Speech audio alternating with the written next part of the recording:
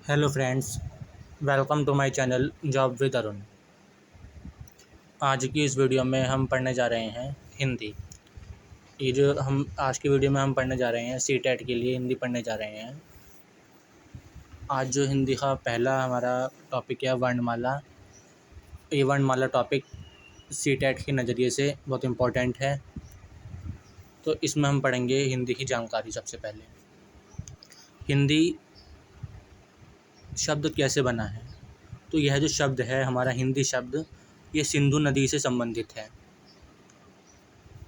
ईरानी जो थे वो सैको है बोलते थे। जब ईरान के लोग सिंधु नदी पर आए तो वो सैको है बोलते थे, तो उन्होंने सिंधु नदी को हिंदू बोला। और ये जो शब्द है हमारा हिंदी, ये 1000 ईसा पूर्व पुराना है। और इसका सबसे पहले यूज़ अल-बरूनी ने अपनी किताब उल हिंद में इस शब्द का प्रयोग किया था। अल-बरूनी की एक पुस्तक थी किताब उल हिंद, इसमें उसने हिंद शब्द का प्रयोग किया था। और हिंदी दिवस हम मनाते हैं 14 सितंबर में, और विश्व हिंदी दिवस 10 जनवरी में मनाया जाता है। अंतर्राष्ट्रीय मातृभाषा दिवस 21 फरवरी में मनाया जाता है। अब हम अपना टॉपिक पढ़ेंगे वर्णमाला। वर्णमाला जो हमारा शब्द है, ये 2 शब्दों से मिलकर बना है, वर्ण और माला। वर्ण का मतलब होता है अक्षर, और माला का मतलब होता है समुदाय। यानी अक्षरों का समुदाय या वर्णों का जो समुदाय होता है उसे हम वर्णमाला बोलते हैं। वर्णों का सुव्यवस्थित क्रम को वर्णमाला कहते हैं। जो वर्ण होता है, एक शब्द होता है हमारा वर्ण, और एक शब्द होता है हमारा ध्वनि। जो वर्ण शब्द होता है उस वर्ण को बोलते हैं भाषा की सबसे छोटी लिखित इकाई। वर्ण और ध्वनि दोनों ही भाषा की छोटी इकाइयाँ हैं, और जो वर्ण है वो भाषा की सबसे छोटी लिखित इकाई है, और जो ध्वनि है वो भाषा की सबसे छोटी मौखिक इकाई है। यानी ध्वनि हम बोलने में यूज़ करते हैं और वर्ण हम लिखने में यूज़ करते हैं। और जो वर्णों की संख्या, अब वर्णमाला में टोटल वर्ण कितने हैं, वर्णों की जो संख्या है, इसके बारे में अलग अलग विद्वानों ने अलग अलग संख्या बताई है। तो वर्तमान लेखन के आधार पर जो वर्णों की संख्या है वो 52 है। इन 52 वर्णों में 11 स्वर हैं, 25 स्पर्श व्यंजन हैं, 4 ऊष्म व्यंजन हैं, 4 अंतःस्थ व्यंजन हैं, 4 संयुक्त व्यंजन हैं, 2 द्विगुण व्यंजन हैं, और 2 अयोगवाह व्यंजन हैं। तो इस तरह से टोटल हमारे 12 वर्ण होते हैं वर्णमाला में। पर हमारे एक विद्वान थे, एक साहित्यकार थे, कामता प्रसाद गुरु, उनके अनुसार जो वर्ण होते हैं वो 46 हैं, जिनमें 13 स्वर आते हैं और 33 व्यंजन आते हैं। और उदय नारायण तिवारी के अनुसार जो हमारे वर्ण हैं 51 होते हैं, 51। अब जो हमारी हिंदी वर्णमाला है, इसे भी 2 पार्ट में बांटा गया है, स्वर और व्यंजन। स्वर और व्यंजन में क्या अंतर है। स्वर होते हैं ऐसे वर्ण जिन्हें हम स्वतंत्र रूप से बोल सकते हैं। यानी ऐसे वर्ण जो हम स्वतंत्र रूप से बोल सकते हैं उन्हें हम स्वर बोलते हैं। जैसे ए, आ, ई, ऊ, ए, आई, ओ, औ, री, ये हमारे स्वर होते हैं। और जो व्यंजन हैं उन्हें हम स्वरों की सहायता लेकर बोलते हैं। जैसे कै, ख्या, ज्ञ, ज्ञन है, चै, छ, जै, झन है, टे, ठे, डे, ढन है, तै, थे, दै, धन है, पै, फै, बै, भैम है, ये हमारे व्यंजन हैं। अब हमारे जो स्वर, सबसे पहले टॉपिक है हमारा स्वर आता है। अब स्वर में हमारे स्वरों की जो संख्या होती है टोटल 11 होती हैं। कौन कौन से होते हैं वो हमारे ए, आ, छोटी ई, बड़ी ई, ऊ, बड़ा ऊ, री, ए, आई, ओ, औ। तो ये हमारे टोटल 11 हमारे स्वर होते हैं। तो अगर पेपर में क्वेश्चन इस तरह से आता है कि स्वर कितने होते हैं, तो 11 होते हैं। पर अगर ऐसा पूछ ले कि उच्चारण के आधार पर स्वर कितने होते हैं, तो उच्चारण के आधार पर स्वर जो होते हैं हमारे 10 होते हैं। ये 10 कौन कौन से होते हैं। ये होते हैं ए, आ, ई, ऊ, ए, आई, ओ, औ। यानी इसमें जो री है, ऋषि वाला री, ये नहीं आता है। अब स्वरों का वर्गीकरण, यानी जो हमारे स्वर हैं उन्हें कितने भागों में बांटा जा सकता है। हमारे स्वरों को हम 6 भागों में बांट सकते हैं। पहला हमारा आता है उत्पत्ति के आधार पर। उत्पत्ति के आधार पर जो हमारे स्वर होते हैं ये 2 प्रकार के होते हैं। पहला मूल स्वर और दूसरा संधि स्वर। मूल स्वर होता है जिनका निर्माण एक ही खंड के योग से होता है। ये 4 होते हैं टोटल, ए, ई, उ और री। ये 4 मूल स्वर होते हैं, इन्हें हम प्राकृतिक स्वर भी कहते हैं। फिर इसके बाद हमारा आता है संधि स्वर। संधि स्वर जिन स्वरों का निर्माण 2 खंडों के योग से होता है उसे संधि स्वर कहते हैं। यानी जब 2 मूल स्वर आपस में मिलते हैं तो उसे हम बोलते हैं संधि स्वर। ये संधि स्वर भी हमारे 2 टाइप के होते हैं, सजातीय स्वर और विजातीय स्वर। सजातीय स्वर वो होते हैं जब 2 समान स्वर या समान जाति के स्वर आपस में मिलते हैं तो उन्हें हम सजातीय स्वर बोलते हैं। जैसे हमारा इसमें आते हैं बड़ा आ, बड़ी ई और बड़ा ऊ। तो जो बड़ा आ है वो छोटा ए और प्लस छोटा ए इससे बनता है। बड़ी ई है, ई प्लस ई से बनता है। बड़ा ऊ है, छोटा ऊ प्लस छोटा ऊ से बनता है। तो ये समान जाति के स्वर से बन रहे हैं, इसलिए इन्हें सजातीय स्वर कहते हैं। और इन्हें हम एक अन्य नाम से भी जानते हैं जो नाम है हमारा मूल दीर्घ स्वर। फिर इसके बाद आते हैं हमारे विजातीय स्वर। ये भी संधि स्वर का पार्ट है। अब ये जो ऐसे स्वर जो विभिन्न जातियों के योग से बनते हैं, विभिन्न जातियों को जोड़ने से बनते हैं, वो हमारे ये भी 4 होते हैं। ए, आई, ओ, औ। ए जो है हमारा ए और ई से मिलकर बना है, यानी ए और ई दोनों अलग अलग हो गए। बड़ा ए प्लस ए से बना है। ओ ए प्लस ऊ से बना है और बड़ा औ ए प्लस ओ से बना है। इन्हें हम संयुक्त स्वर भी कहते हैं। अब जो हमारे टोटल स्वर हैं ये तो हमारे स्वरों के प्रकार हो गए उत्पत्ति के आधार पर। अब हमारे आते हैं कुल स्वरों के प्रकार। ये 3 प्रकार के होते हैं हमारे स्वर, ह्रस्व स्वर, दीर्घ स्वर और प्लुत स्वर। ह्रस्व स्वर जो स्वर कम समय में बोले जाते हैं ये 4 हैं, जैसे ए, ई, उ, री। ज़्यादा समय नहीं लगता बोलने में, ए, ई, उ, री, तो इन्हें बोलते हैं ह्रस्व स्वर। दीर्घ स्वर वे स्वर जिनके उच्चारण में ह्रस्व से ज़्यादा समय लगता है, जैसे आ, ई, उ, ए, आई, औ, औ। इसमें ज़्यादा समय लग रहा है तो ये दीर्घ स्वर हो गए। ये 7 होते हैं टोटल, आ, ई, उ, ए, आई, ओ, औ। प्लुत स्वर। प्लुत स्वर क्या होते हैं? ऐसे स्वर जो ह्रस्व स्वर और दीर्घ स्वर इन दोनों से भी बोलने में ज़्यादा समय लेते हैं, जैसे ओ। तो ये प्लुत स्वर है। अब ऐसे ही मात्रा के आधार पर हमारे स्वर होते हैं। ये 2 टाइप के होते हैं, ह्रस्व और दीर्घ। ह्रस्व स्वर को हम लघु स्वर यानी छोटा स्वर बोलते हैं और दीर्घ स्वर को गुरु स्वर या बड़ा स्वर बोलते हैं। ये भी हमारे वही 4 और वही 7 होते हैं जैसा कि ऊपर है हमारा। उसके बाद आते हैं हमारे जीभ के आधार पर। अब जीभ के आधार पर भी हमारे जो स्वर हैं ये 3 प्रकार के होते हैं, अग्र स्वर, मध्य स्वर और पश्च स्वर। अग्र स्वर जो जीभ के आगे वाले हिस्से से बोले जाते हैं उन्हें हम अग्र स्वर बोलते हैं, जैसे ई, ए, आई। मध्य स्वर ऐसे स्वर जो जिन्हें बोलने में जीभ का हमारा मध्य भाग कार्य करता है, उन्हें उसे वो होता है हमारा ए। ये उदासीन स्वर भी है। पश्च स्वर इसमें जीभ का पिछला भाग कार्य करता है, जैसे बड़ा आ, ऊ, ओ, औ। उच्चारण या ओष्ठ के आधार पर जो हमारे स्वर होते हैं 2 प्रकार के होते हैं, आवृतमुखी और वृत्तमुखी। आवृतमुखी जिन स्वरों के उच्चारण में होंठ गोलाकार नहीं होता उन्हें बोलते हैं आवृतमुखी। ये है हमारे ए, आ, ई, ए, आई। और वृत्तमुखी जिनके उच्चारण में होंठ गोलाकार हो जाता है, जैसे ऊ, ओ, औ। फिर 6ठे नंबर पर आते हैं हमारे मुंह खुलने या मुख विवर के आधार पर। ये 4 होते हैं, संवृत, विवृत, अर्धसंवृत, अर्धविवृत। जो हमारे संवृत होते हैं ऐसे स्वर जिन्हें बोलने में मुंह बंद ही रहता है, ऊ, ई। और अर्धसंवृत जिनके उच्चारण में संवृत की अपेक्षा थोड़ा सा मुंह खुलता है, ओ, ए। विवृत स्वर जिनके उच्चारण में मुंह सबसे ज़्यादा खुलता है, आ। अर्धविवृत स्वर जिनके उच्चारण में विवृत की अपेक्षा थोड़ा कम मुंह खुलता है, ये है ए, आई, औ। अब कुछ वन लाइनर देख लेते हैं। अब हमारे कुछ स्वर होते हैं कंठीय स्वर। ऐसे स्वर जो हम गले से बोलते हैं, अपने कंठ से बोलते हैं, जैसे ए, आ।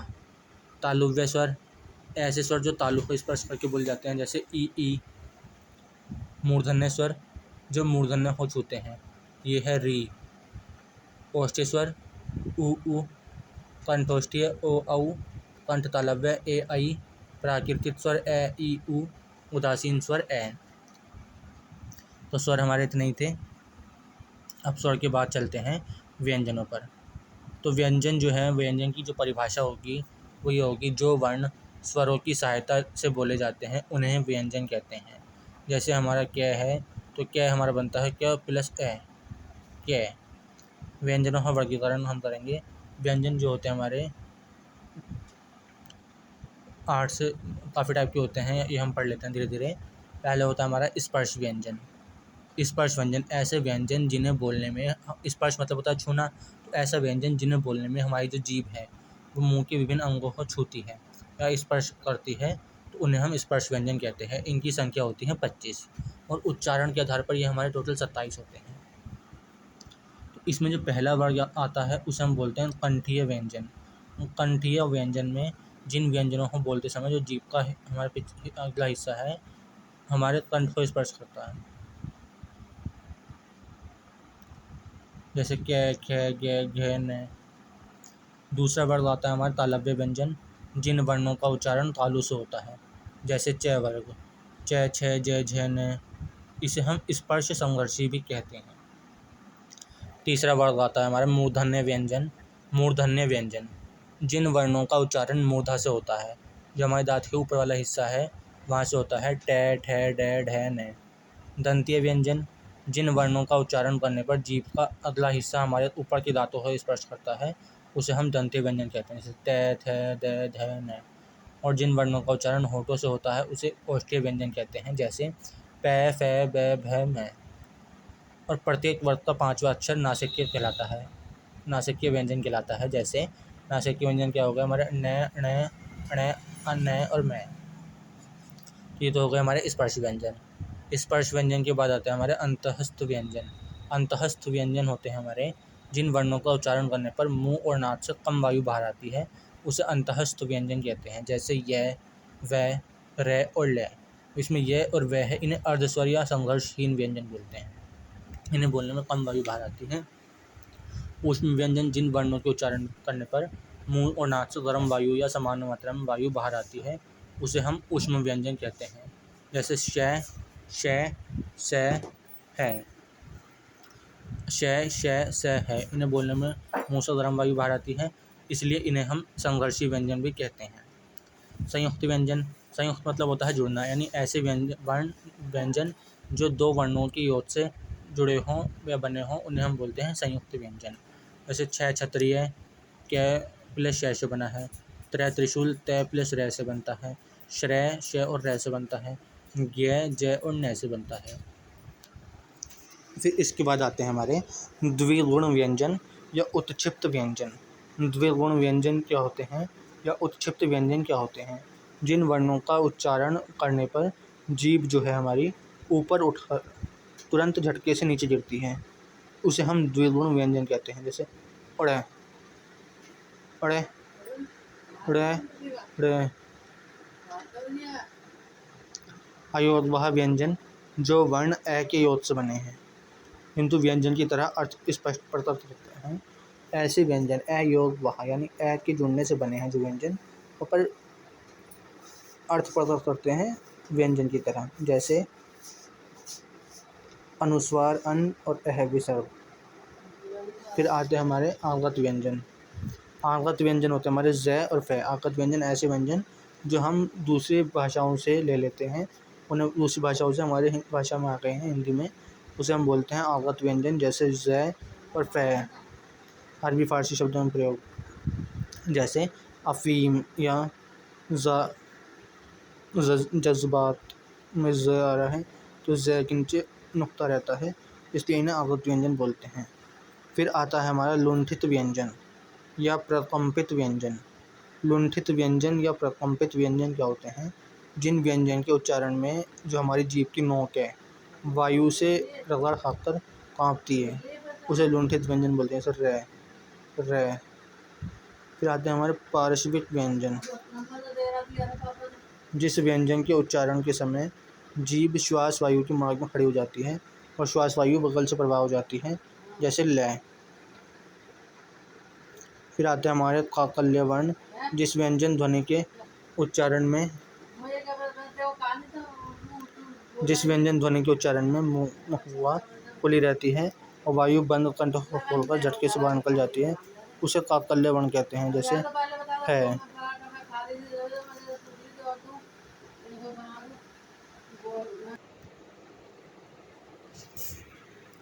फिर इसके बाद आता है हमारा पार्श्विक व्यंजन।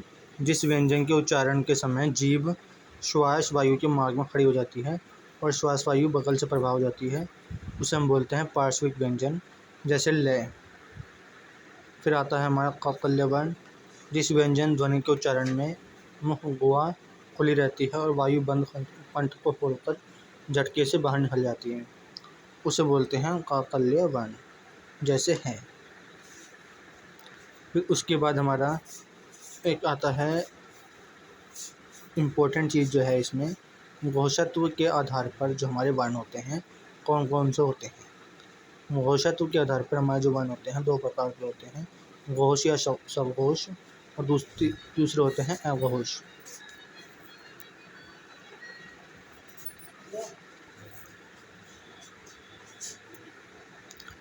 इसमें जो घोष होते हैं, जिन वर्णों के उच्चारण में हमारी जो स्वर तंत्रिका है उसमें कंपन होता है, उन्हें हम बोलते हैं घोष। और स्वर तंत्रिका में कंपन ना हो तो उसे बोलते हैं अघोष। घोष में हमारे आते हैं प्रत्येक वर्ग का तीसरा, चौथा और पांचवा, और अघोष में प्रत्येक वर्ग का पहला तथा दूसरा। घोष में जितने भी स्वर है वो सारे घोष में आते हैं। है घोष में आता है, अंतस्थ व्यंजन भी इसी में आते हैं, द्विगुण व्यंजन ड़ और ड़ भी इसी में आते हैं, और ज भी इसी में आता है। और अघोष में प्रत्येक वर्ग का पहला, दूसरा, तीनों श श और फ इसमें आता है। फिर आते हैं हमारे प्राणत्व के आधार पर अल्प प्राण, महाप्राण। प्राण का अर्थ होता है वायु। अल्प प्राण जिन वर्णों का उच्चारण करने पर मुंह और नाक से कम वायु निकलती है उसे हम बोलते हैं अल्प प्राण, और जिनसे ज़्यादा वायु निकलती है उसमें उसे महाप्राण बोलते हैं। अल्प प्राण में आते हैं हमारे प्रत्येक वर्ग का पहला, दूसरा और तीसरा, पहला, तीसरा और पांचवा, यानी कि विषम वर्ण। जैसे क्या ख ग घ न है, इसमें क्या ग और न। च छ ज झ न है, इसमें च ज और न। प फ ब भ म है, इसमें प ब और म। ये हमारे अल्प प्राण में। और महाप्राण में दूसरा और चौथा जो समवर्ग वाला वर्ग है वो आता है। अल्प प्राण में अंतस्थ व्यंजन यानी गैर लय सभी स्वर रीत को छोड़कर, और अड़। और महाप्राण में उष्म व्यंजन आते हैं, श है, और अड़ या दूसरा वाला अड़ जो है महाप्राण में आता है। अब हमारा कंठीय व्यंजन जो है अह और है। तालव्य व्यंजन है श और य। मूर्धन्य व्यंजन है ड़ और श। दंतीय व्यंजन है ल स ज। स्वरतंत्रीय व्यंजन है। दंतोष्ठीय व्यंजन है व। और दंतमूल वर्त से है हमारा न स र ज ल। तो आज की इस वीडियो में इतना ही। अब अगली वीडियो में हम संधि के बारे में पढ़ेंगे कि संधि क्या होती है, संधि किस प्रकार हमारी यूज़ होती है, संधि कितने प्रकार की होती है, और संधि की पहचान कैसे होती है, इसके बारे में हम अगली वीडियो में पढ़ेंगे। इस वीडियो में इतना ही। इस वीडियो को लाइक कीजिए, शेयर कीजिए और चैनल को सब्सक्राइब करिए, और इस वीडियो को ज़्यादा से ज़्यादा शेयर कीजिए, जिससे जितने भी हमारे सीटेट, जितने भी ऐसे हमारे कैंडिडेट हैं जो सीटेट का फॉर्म भरा है जिन्होंने, ये उनका पहुँचे और उनके लिए फ़ायदेमंद हो। अपने दोस्तों तक इस वीडियो को शेयर कीजिए और चैनल को सब्सक्राइब कीजिए। जय हिंद, जय भारत, धन्यवाद।